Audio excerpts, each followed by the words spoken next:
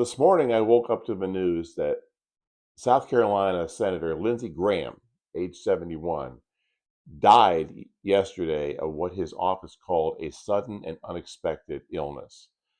I do want to put out a couple of words about Lindsey Graham. Lindsey Graham, for me, has been one of the most crushingly disappointing and frustrating politicians I have seen within my memory. I remember when he first started off in Congress and when he was first in the Senate, he was closely aligned with Senator John McCain and also Senator Joseph Lieberman of Connecticut. They called themselves the Three Amigos, in fact. And they were trying to chart what they called a maverick course for the Republican Party.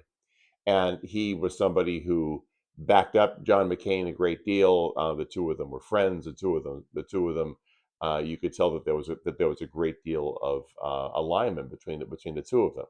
And while I may have disagreed with Lindsey Graham on a lot of things during that time, and I remember his activities during the Obama years, he was somebody who I felt that you may disagree with him, but you could do business with him. You could. There was an ability to get to bipartisan resolution on things working with someone like him. I remember when he ran for president in 2016, and he said things like this. Here's what will not happen. Donald Trump is not going to be the nominee of the Republican Party. If he is, that's the end of the Republican Party. Because what he is doing is. So then, if he is, what do you do? Well, then we'll lose. We'll That's what lose, he's and we selling. should lose. Here's what you're buying. He's a race-baiting, xenophobic, religious bigot. He doesn't represent my party. He doesn't represent the values that the men and women who wear the uniform are fighting for. I've been in the Air Force for 33 years. I retired this June. He's the ISIL Man of the Year, by the way.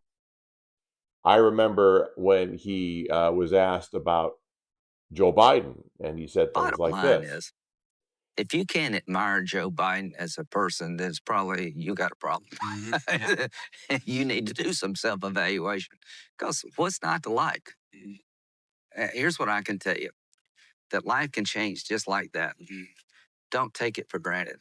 Don't take relationships for granted. I called him after Bo died, and he basically said, well, Bo was my soul.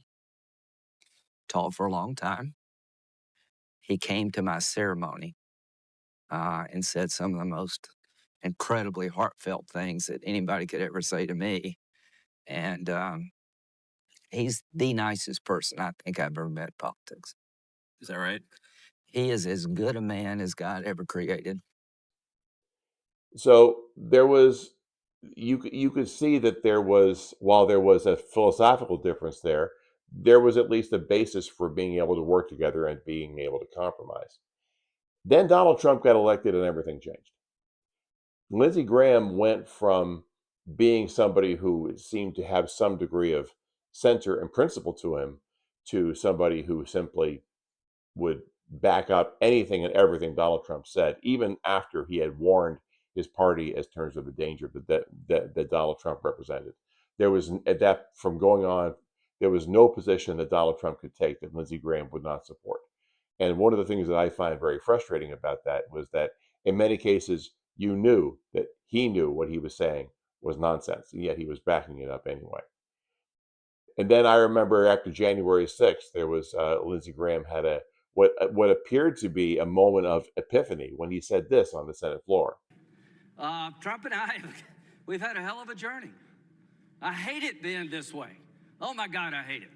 From my point of view, he's been a consequential president. But today, first thing you'll see, all I can say is count me out. Enough is enough. I've tried to be helpful.